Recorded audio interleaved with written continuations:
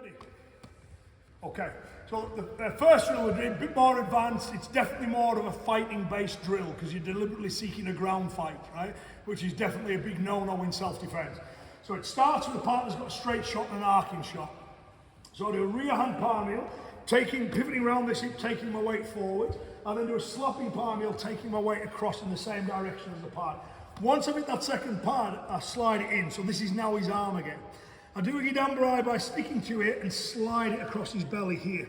So that's the arm motion there. As I do that, I'm stepping in with the back foot, I'm reaching around to grab. Turn my head so I'm looking away from him, and you do the same takedown we did earlier. You're gonna roll him round. I mean, he might land on his side, and that's good because it means he's one arm out of play. If he lands on his belly, it's even better because you can get his back. But for this drill, because we're on a strike, we allow him to come and land on his back. I throw that leg over from there, he puts the pads up there either side of his head. If they're in front of his head and you hit them, you could smash them into his face. When you do it, as we told you, do 4 shots, go diagonally. Don't go this way because you can skim off into your partner's face. 1, 2, 3, 4.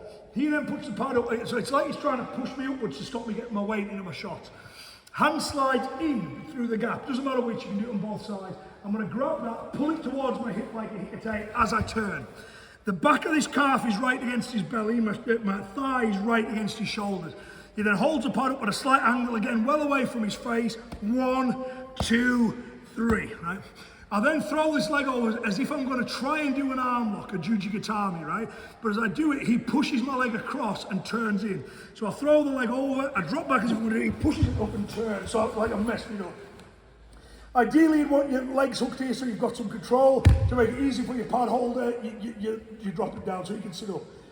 Rolling the shoulders in, 2, 3, 4. You can do palm heels as well if you like. From there, he holds it here, you've got to put that there, and again, 1, 2, as if you're doing the elbows. Swing the arms through, grab the back of his neck and the back of his arm. Push with this foot, as you slide away, slide in here.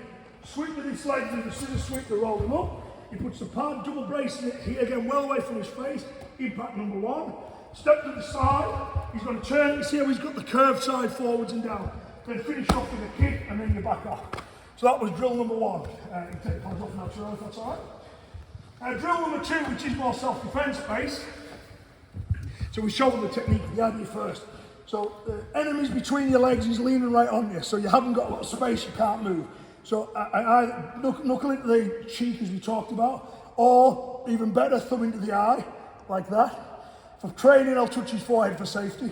I move him away a little bit, I spike it with an elbow, which moves away a palm here. They're not going to be knockout shots. I'm just trying to get him to take his weight off. Even if he's just moved that far, it's enough. I then push with this leg as I turn like we did before. I'm not holding on to him, I'm going to shovel back a little bit, lift this leg and slam it into his chest. Not his belly, because if you kick his belly, he'll fall forwards. As he falls forwards, he starts grabbing legs and things. So I'll kick him in the chest, because that'll take his legs back. I'll then scoot back and stand.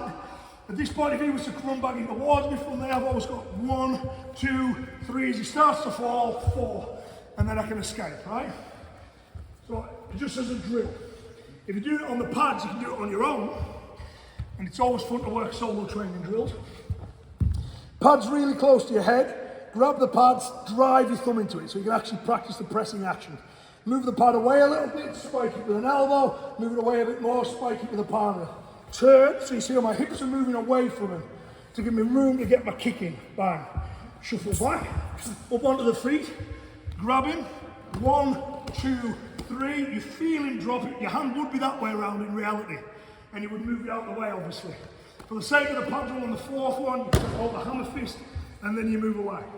And as you know, we did 4 of them, but you do it with 4 with full speed and aggression, it should be tiring. You just absolutely blitz it full force. Is that okay for everyone? There's a little summary of those. Cool.